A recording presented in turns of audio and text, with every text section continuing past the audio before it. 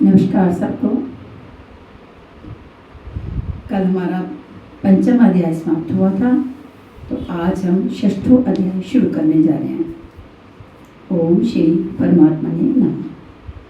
जय गुरुदेवा, जय गुरुदेवा, जय गुरुदेवा, जय गुरुदेव, जय गुरुदेवा, जय गुरुदेवा, जय गुरुदेवा, जय गुरुदेव, जय गुरुदेवा, जय गुरुदेवा, जय गुरुदेवा, जय गुरुदेव, जय गुरुदेवा, जय गुरुदेवा, जय गुरुदेवा, जय गुरुदेव।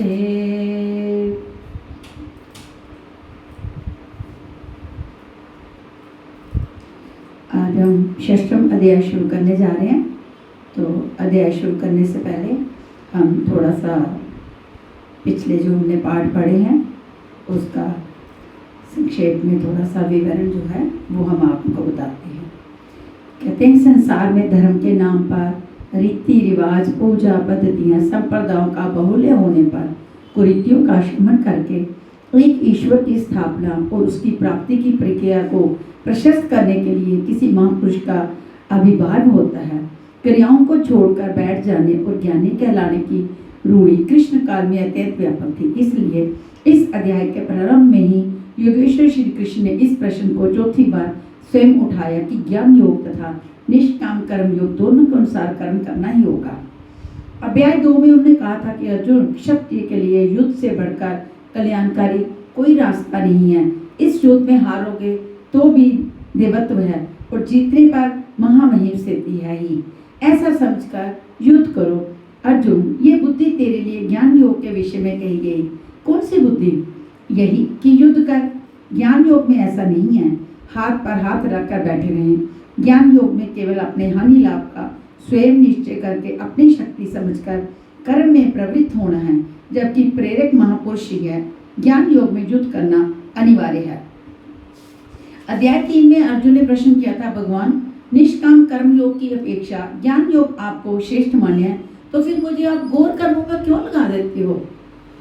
तो अर्जुन को निष्काम कर्म जो कठिन प्रतीत हुआ, पर इस पर योगेश्वर श्री कृष्ण ने कहा कि दोनों निष्ठाएं मेरे द्वारा ही कही गई हैं, किंतु किसी भी पद के अनुसार कर्म को त्याग कर चलने का विधान नहीं है।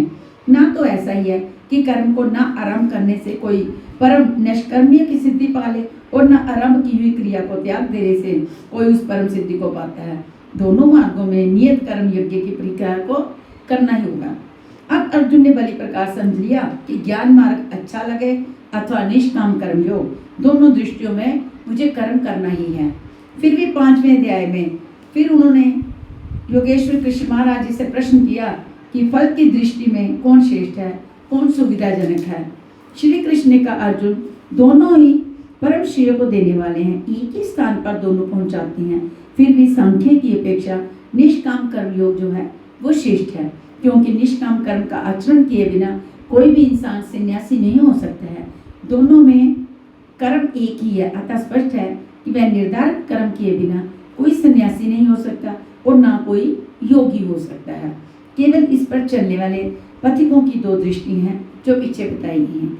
श्री भगवान वाच अनाश्रिता कर्म फलम कार्य कर्म करोति या स सन्यासी च योगी च न अनिर्गुणं चक्रिय। श्री कृष्ण महाराज बोले, अर्जुन, कर्म फल के आश्रय से रहित होकर अर्थात करते समय किसी प्रकार की कामना ना रखते हुए जो कर्म करने योग्य प्रक्रिया विशेष को करता है वही सन्यासी है और वही योगी है।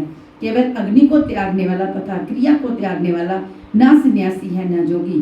क्रियाएं बहुत प्रकार की होती हैं, उनमें से कर्म करने योग्य क्रिया, नियत कर्म, निर्धारित की हुई कोई क्रिया विशेष है, वह है यज्ञ की प्रक्रिया, जिसका शुद्ध अर्थ है आराधना, जो आराध्य देव में प्रवेश दिला देने वाली विधि विशेष है। उसको कार्य रूप देना कर्म है। जो उसे करता है वही सन्यासी है। वही योगी होता है। केवल अग्नि को त्यागने वाला कि हम अग्नि नहीं छूते, या कर्म त्यागने वाला कि मेरे लिए कर्म है ही नहीं तो मैं तो आत्मज्ञानी हूँ, केवल ऐसा कहें और कर्म आराम ही ना कर रहे हैं, करने योग्य क्रिया विशेष ना करें तो वह न सन्यासी है न योगी। इस पर आगे वो देखिए वो क्या कहते हैं। यम संन्यासिमिति प्राहु योगम त विधि पांडव न हास निसत्य संकल्प योगी भवति कशन। अर्जुन, जिसे संन्यास ऐसा कहते हैं उसी को तो योग जान, क्योंकि संकल्पों का त्याग किए बिना कोई भी पुरुष ना योगी होता है और ना सन्यासी होता है। अर्थात कामनाओं को त्याग दोनों ही मार्गियों के लिए आवश्यक है। तब तो सरल है कि कह दे कि हम संकल्प नहीं करते और हो गए योगी सन्यासी। श्री कृष्ण कहते हैं ऐसा कदापि नहीं है, ऐसा बिल्कुल नहीं है।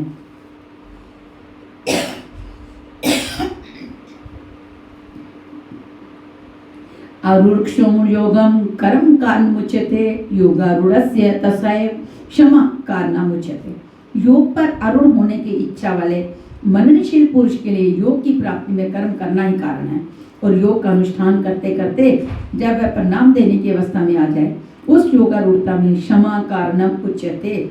संपूर्ण संकल्पों का अभाव कारण है। इससे पहले संकल्प पिंड नहीं छोड़ते। और यदा ही नेन्द्रिय थारेषु न कर्म स्वनुष्यते सर्व संकल्प सन्यासी योगारूढ़ दोच्यते। जिस काल में पुरुष न तो इंद्रियों के भोगों से आसक्त होता है और न कर्मों में ही आसक्त है, योग की परिपक्वावस्था में पहुंच जाने पर आगे कर्म करके ढूंढे किसे। अतः नियत कर्म आराधना की आवश्यकता नहीं रह जाती, इसलिए वह कर्मों में भी आसक्त नहीं है। उस काल में सर्व संकल्प सन्यासी, सर्व संकल्पों का अभाव है, वही सन्यास है, वही योग रूढ़ता है। रास्ते में सन्यास नाम की कोई वस्तु नहीं है। इस योगारूढ़ता से क्या लाभ है। उदेर्दात्मनं तमानं नात्मानं वसादयते आत्मेहात्मनो बंधुरात्मैव रिपुतार्पणा। अर्जुन, मनुष्य को चाहिए कि अपने द्वारा अपना उद्धार करें, अपनी आत्मा को अधगति में ना पहुंचाएं, क्योंकि ये जीवात्मा स्वयं ही अपना मित्र है और यही अपना शत्रु भी है। कब ये शत्रु होता है और कब मित्र, इस पर कहते हैं बंधुरात्मा मनस्सत्य ये नात्मैवात्मना जिता अनात्मनस्तु शत्रुतवे बर्ते तात्मेव शत्रुवत। जिस पुरुष द्वारा मन और इंद्रियों सहित शरीर जीता हुआ है उसके लिए उसी की आत्मा मित्र है, और जिसके द्वारा मन और इंद्रियों से शरीर नहीं जीता गया उसके लिए वह स्वयं शत्रुता में बरतता है। इन दो श्लोकों में श्री कृष्ण एक ही बात कहते हैं कि अपने द्वारा अपने आत्मा का उद्धार करो, उसे अधोगति में ना पहुंचाएं, क्योंकि आत्मा ही आपकी आत्मा ही है जो वो आपकी मित्र है। सृष्टि में ना दूसरा कोई शत्रु है ना मित्र है। किस प्रकार, जिसके द्वारा मन से इंद्रिय जीती हुई हैं उसके लिए उसी की आत्मा मित्र बनकर मित्रता में बढ़ता है, परम कल्याण करने वाला होता है, और जिसके द्वारा मन सहित इंद्रियां नहीं जीती गई उसके लिए उसी की आत्मा शत्रु बनकर शत्रुता में बढ़ता है, अनंत योनियों और यातनाओं की ओर ले जाता है। प्राय लोग कहते हैं मैं तो आत्मा हूँ। गीता में लिखा है ना इसे शस्त्र काट सकता है, ना अग्नि जला सकती है, ना वायु सुखा सकती है, ये नित्य है, अमृत स्वरूप है, ना बदलने वाला है, ये शाश्वत है और वह आत्मा मुझ में है ही। वे गीता की इन पंक्तियों पर ध्यान नहीं देते कि आत्मा अधोगति में भी जाती है। आत्मा का उद्धार भी होता है, जिसके लिए कार्यम कर्म करने योग्य प्रक्रिया विशेष करके ही उपलब्धि बताई गई है। अब अनुकूल आत्मा के लक्षण देखिए क्या है। जितात्मना प्रशांतस्य परमात्मा समाहिता शीतोष्णु सुख दुखेषु तथा मानापमान्यो सर्दी गर्मी सुख दुख और मान अपमान में जिसके अंतःकरण की वृत्तियां बड़ी प्रकार शांत हैं, ऐसे स्वाधीन आत्मा वाले पुरुष में परमात्मा हमेशा स्थित है, कभी विलग नहीं होता। जितात्मा अर्थात जिसने मन सहित इंद्रियों को जीत लिया है, वृत्ति परम शांति में प्रवाहित हो गई है, यही आत्मा के उद्धार की अवस्था। आगे कहते हैं गान विज्ञान तृप्त आत्मा कुटस्थो विजितेंद्रिय युक्त इत्युचैत योगी समलोष्टाम शम काचनम। जिसका अंतःकरण की ज्ञान विज्ञान से तृप्त है, जिसकी स्थिति अचल स्थिर और विकार सहित है, जिसने इंद्रियों को विशेष रूप से जीत लिया है, जिसकी दृष्टि में मिट्टी पत्थर और सुवर्ण एक समान है, ऐसा योगी युक्त कहा जाता है। युक्त का अर्थ है योग से संयुक्त ये योग की प्रकाष्ठा है, जिसे योगेश्वर 5वें अध्याय में श्लोक 7 से 12 तक चित्रित कराए हैं। परम तत्व परमात्मा का साक्षात्कार और उसके साथ होने वाली जानकारी ज्ञान है। 1 इंच भी इष्ट से दूरी है, जानने की इच्छा बनी है, तब तक वह ज्ञानी है। वह प्रेरक कैसे सर्वव्यापक है, कैसे प्रेरणा देता है, कैसे अनेक आत्माओं का एक साथ पथ प्रदर्शन करता है, कैसे वह भूत भविष्य और वर्तमान का ज्ञाता है। उस प्रेरक इष्ट की इस कार्य प्रणाली का ज्ञान ही विज्ञान है। जिस दिन से हृदय में इष्ट का आविर्भाव होगा, उसी दिन से वह निर्देश देने लगता है, किंतु प्रारंभ में साधक समझ नहीं पाता। प्रकाष्ठा काल में योगी उसकी आंतरिक कार्य प्रणाली को पूर्णतः समझ पाता है। यही समझ विज्ञान है। योगारूढ़ अथवा युक्त पुरुष का अंतःकरण विज्ञान से तृप्त रहता है। इसी प्रकार योग युक्त पुरुष की स्थिति का निरूपण करते हुए योगेश्वर श्री कृष्ण पूर्ण कहते हैं,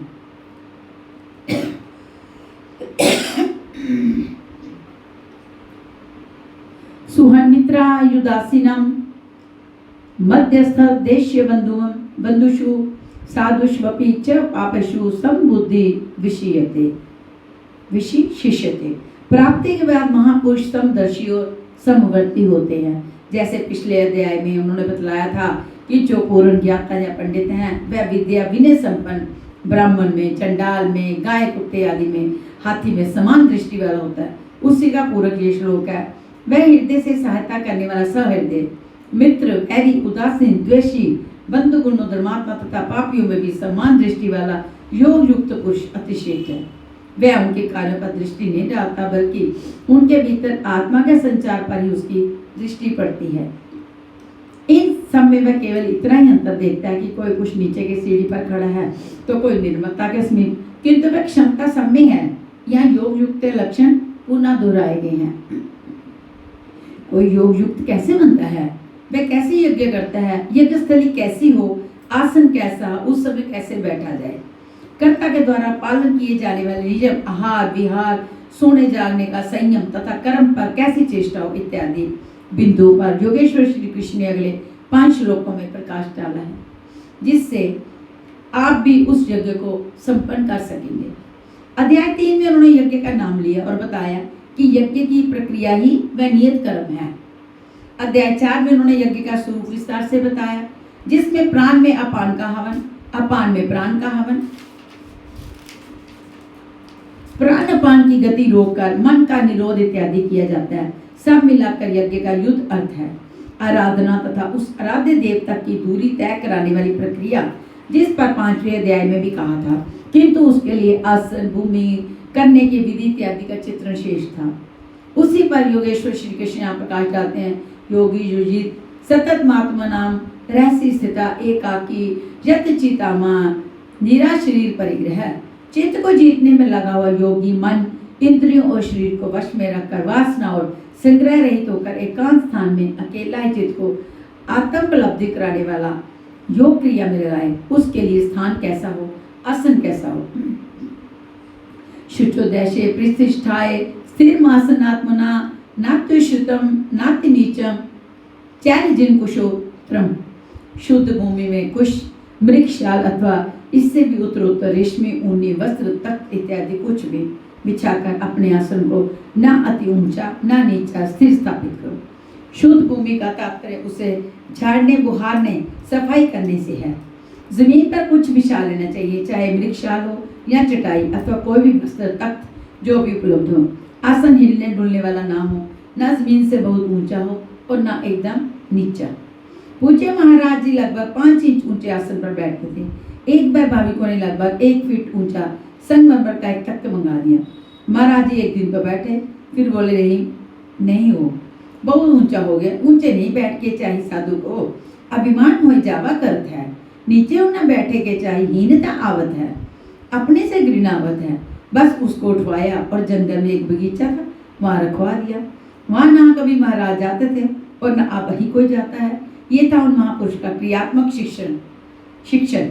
इसी प्रकार साधक के लिए भी बहुत ऊंचा आसन नहीं होना चाहिए, नहीं तो भजन पूर्ति बाद में होगी, अहंकार पहले चढ़ बैठेगा। एक बार फिर से ये लाइन बोलेंगे।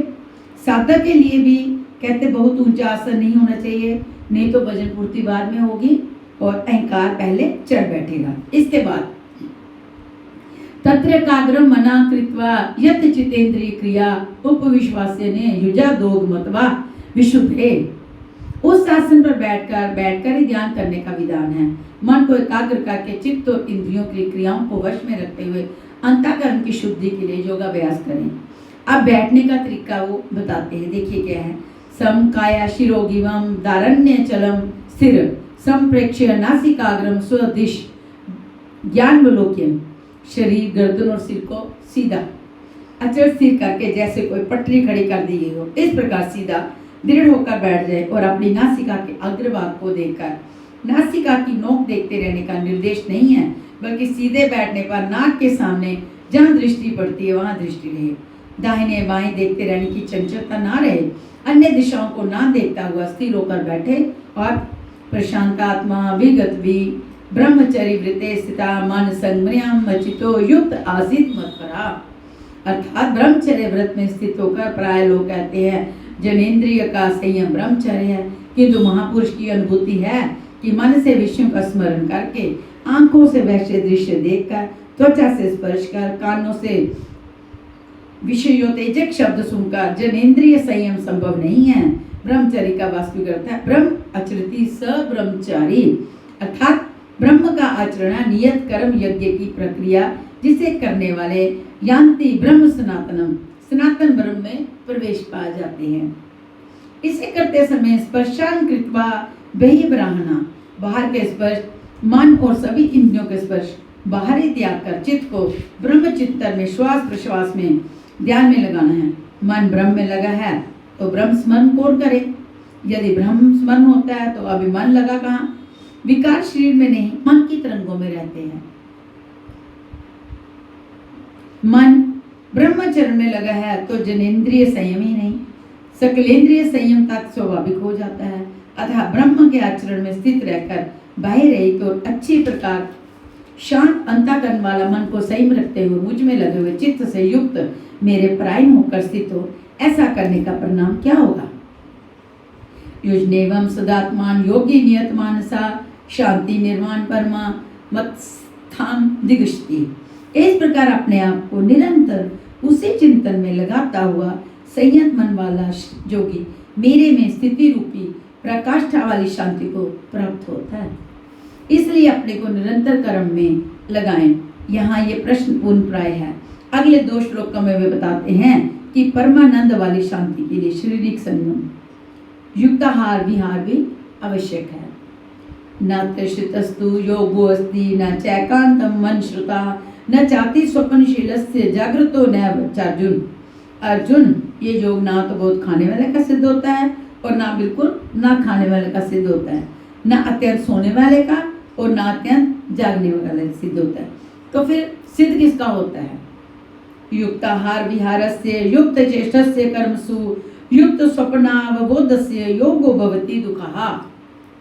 दुखों का नाश करने वाला ये योग उचित आहार विहार कर्मों में उपयुक्त चेष्टा और संतुलित शयन जागरण करने वाले का ही पूर्ण होता है।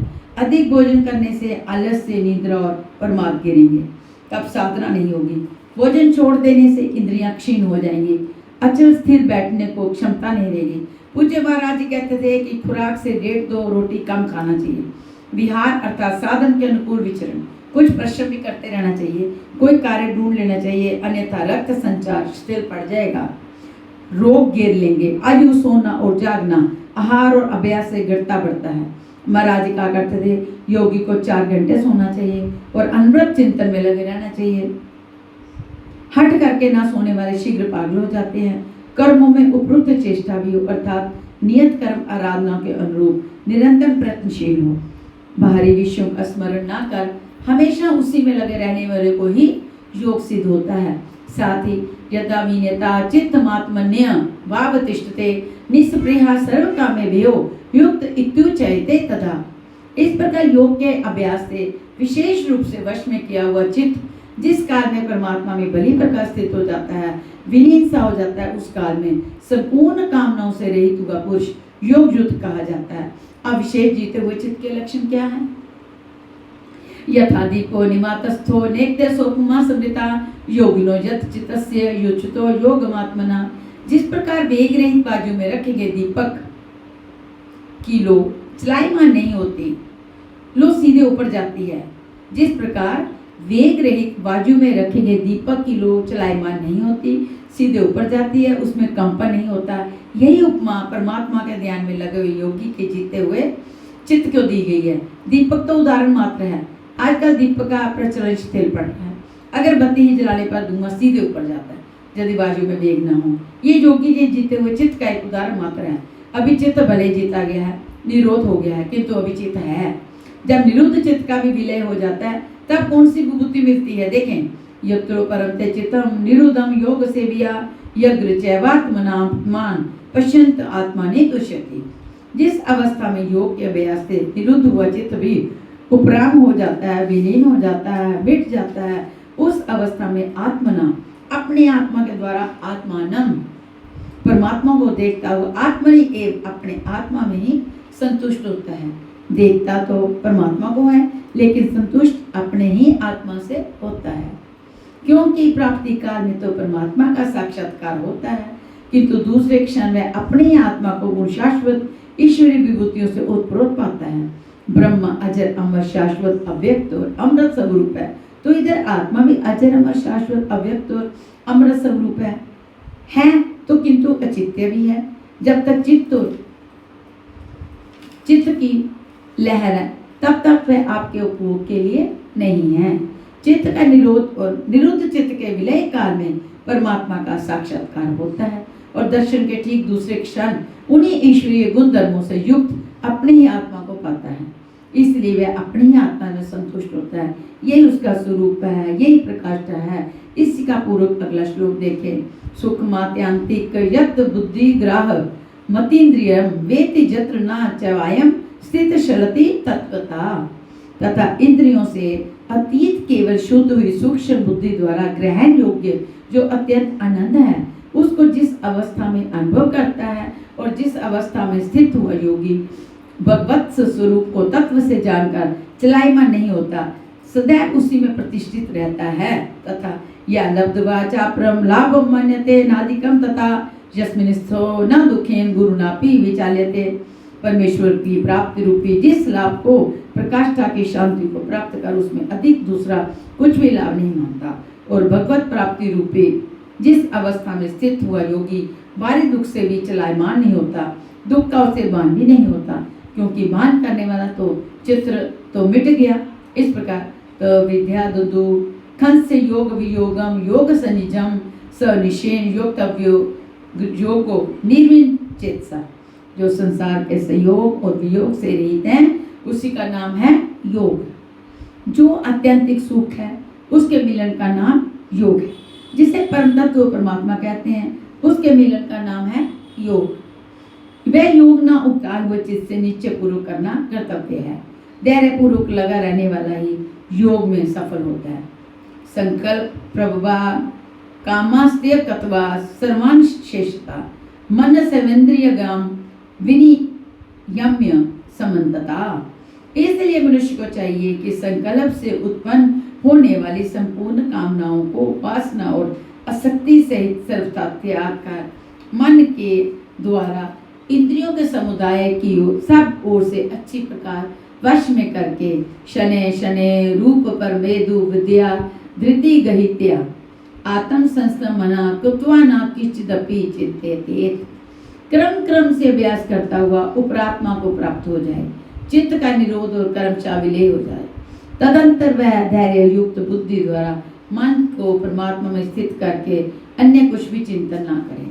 निरंतर लगकर पाने का विधान है, किंतु आरंभ में मन लगता नहीं। इसी पर योगेश्वर क्या कहते हैं, सुनिए। यतो यतो निश्रति मन शेषलम सिथरम ततस्ततो नित्ययता तधाम तदात्मयनेव योशम नयेत। ये स्थिर न रहने वाला चंचल मन जिस कारण से संसारिक पदार्थों में विचरता है उससे रोक कर बारंबार अंतरात्मा में ही निरुद्ध करे। प्राय लोग कहते हैं कि मन जहाँ भी जाता है जाने दो, प्रकृति में ही तो जाएगा, और प्रकृति भी तो उस ब्रह्म के ही अंतर्गत है। प्रकृति में विचरण करना ब्रह्म के बाहर नहीं है, किंतु श्री कृष्ण के अनुसार ये गलत है। गीता में इन मान्यताओं का किंचित भी स्थान नहीं है। श्री कृष्ण जी का कहना है कि मन जहाँ जहाँ जाए, जिन माध्यमों से जाए, उन्हीं माध्यमों से रोक कर परमात्मा में ही लगावे। मन का निरोध संभव है। इस निरोध का परिणाम क्या होगा? प्रशांत मनसम होनम योगिन सुखमुतम उपैति शांता रजसम ब्रह्मभूत मकल्मषम। जिसका मन पूर्ण रूप से शांत है, जो पाप से रहित है, जिसका रजोगुण शांत हो गया है, ऐसे ब्रह्म से एकीभूत योगी को सर्वोत्तम अनंत जल प्राप्त होता है, आनंद प्राप्त होता है, जिससे उत्तम कुछ भी नहीं है। इसी पर पुनः बात देते हैं, युजने सदात्मान योगी विगत कल्मषा सुखेन ब्रह्म संस्पर्श मत्यना सुख मश्नुते।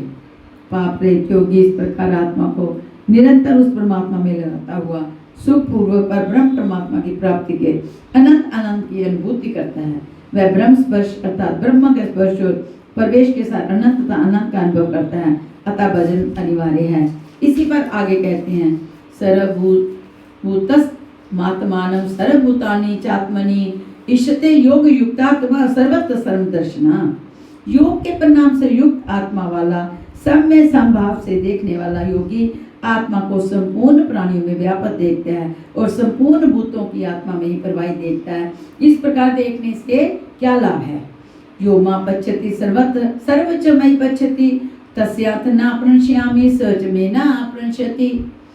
तो जो पुरुष संपूर्ण भूतों में मुझ परमात्मा को देखता है, व्यापक देखता है और संपूर्ण भूतों को मुझ परमात्मा के अंतर्गत देखता है, उसके लिए मैं अदृश्य नहीं होता हूँ और वह मेरे लिए अदृश्य नहीं होते हैं। ये प्रेरक का आमने सामने मिलन है, संख्य भाव है, समीपे मुक्ति है। सर्वभूत स्थितो यो मां भजते कत्वमसिता सर्वथा वर्तमानोपि स योगी में ही वर्तते। जो पुरुष अनेकता से परे उपयुक्त एक तत्व भाव से मुझ परमात्मा को भजता है, वह जो कि सब प्रकार के कार्यों में बरतता हुआ भी मेरे में ही बरतता है। जो पुरुष अनेकता से परे उपयुक्त एक तत्व भाव से मुझ परमात्मा को भजता है, वह योगी सब प्रकार के कार्यों में बरतता हुआ भी मेरे में ही बरतता है, क्योंकि मुझे छोड़कर उसके लिए कोई बचा भी तो नहीं, उसका तो सब मिट गया। इसलिए वह उठता बैठता जो कुछ भी करता है मेरे संकल्प से करता है। आत्मोपमेन सर्वथा समम पश्यति अर्जुन सुखमा यदि वह दुख योगी पर मोह मता।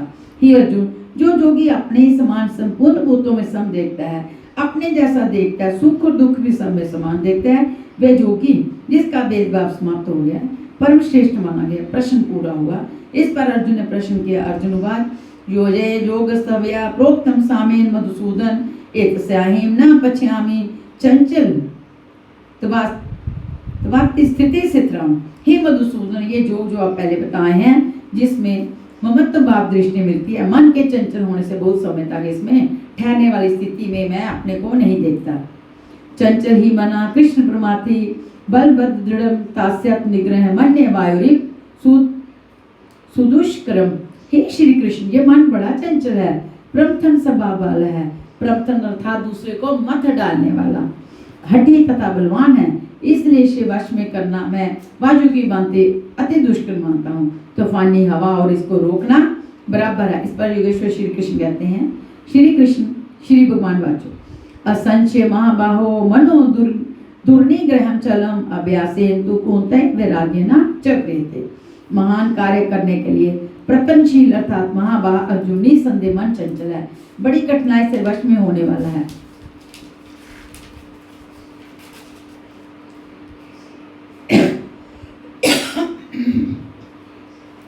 महान कार्य करने के लिए प्रतनशील अर्थात महाबाल अर्जुन निसंदेह मन चंचल है, बड़ी कठिनाई से वश में होने वाला है। परंतु कौन है? ये अभ्यास और वैराग्य के द्वारा वश में होता है। जब चित्त को लगाना है, वहां स्थिर करने के लिए बार बार प्रयत्न का नाम अभ्यास है। तथा देखी सुनी विषय वस्तुओं में, संसार या स्वर्ग आदि भोगों में राग अर्थात लगाव का त्याग वैराग्य है। श्री कृष्ण कहते हैं कि मन को वश में करना कठिन है, किंतु अभ्यास और वैराग्य के द्वारा ये वश में हो जाता है।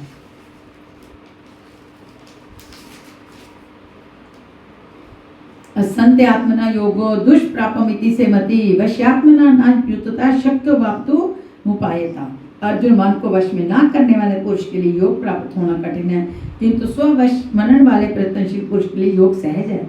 ऐसा मेरा अपना मत है। जितना कठिन तू मान बैठा है उतना कठिन नहीं है, अतः इसे कठिन मानकर छोड़ मत दो। प्रयत्न पूर्वक लगकर योग को प्राप्त कर, क्योंकि मन वश में करने पर योग संभव है। चलिए विराम करते हैं, कल हम यहाँ से फिर से शुरू करें। श्री कृष्ण गोविंद हरे मुरारी, हे नाथ नारायण वासुदेव। श्री कृष्ण गोविंद हरे मुरारी, हे नाथ नारायण वासुदेव। श्री कृष्ण गोविंद हरे मुरारी, हे नाथ नारायण वासुदेव।